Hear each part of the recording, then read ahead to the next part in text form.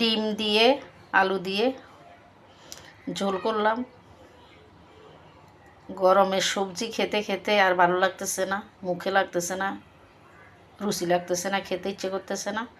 তাই ভাবলাম যে আজকে আলু দিয়ে ডিম দিয়ে করি, একটু ভিন্নভাবে খাবো। আর আলুটা প্রতিদিন খেলেও মুখ ফেরায় না, আলু যত খাই ততই ভালো লাগে। আলুটা সব কিছুর সাথেই ভালো লাগে, মাছের সাথেও ভালো লাগে, ডিমের সাথেও ভালো লাগে, মাংসের সাথেও ভালো লাগে। এক কথায় আলু সব সময় ভালো লাগে।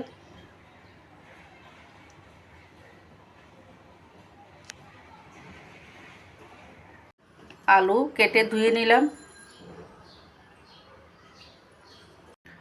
ডিম সিদ্ধ করে খোসা ছড়িয়ে নিলাম।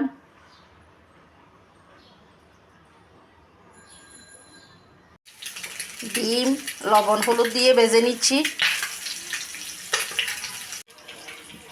এদিকে সব মশলা দিয়ে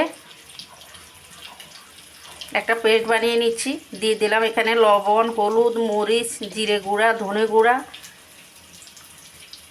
আদা পেস্ট, রসুন পেস্ট, সব কিছু দিয়ে লিকুইড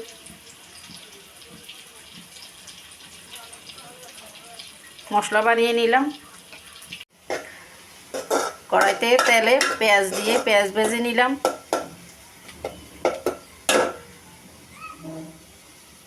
দিয়ে দিচ্ছি তেজপাতা, দিয়ে দিচ্ছি বানানো মশলার পেস্ট। মশলাগুলো কষিয়ে নিচ্ছি। মশলার মধ্যে কেটে রাখা আলুগুলো দিয়ে কষিয়ে নিচ্ছি।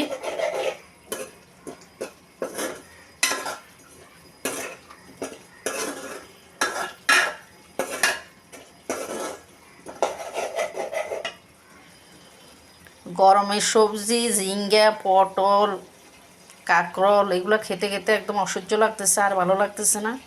এই কয়দিন তাই শুধু আলু রান্না করতেছি। একবার মাছ দিয়ে আলু রান্না করি, আবার ডিম দিয়ে আলু রান্না করি, আবার ভাজি করি। মানে এই কদিন শুধু আলুই খাচ্ছি। আলুটা আসলে যতই খায় মুখ ফেরায় না। আলু প্রতিদিন খেতে ভালোই লাগে।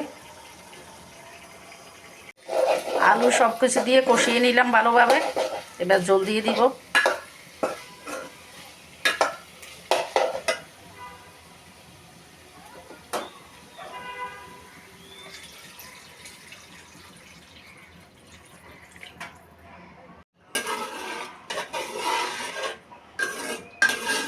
উতরিয়ে সেদ্ধ করে নিব। আলু মোটামুটি এই যে সিদ্ধ হয়ে গেছে। ডিম উতরিয়ে নিব।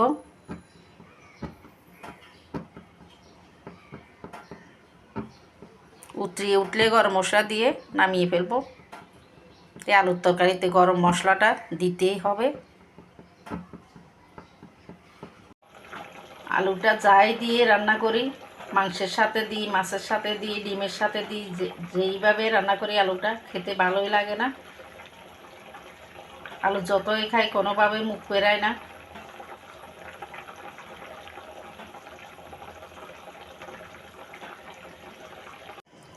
গুঁড়া গরম মশলা দিয়ে দিচ্ছি। হয়ে গেল ডিম দিয়ে আলুর ঝোল।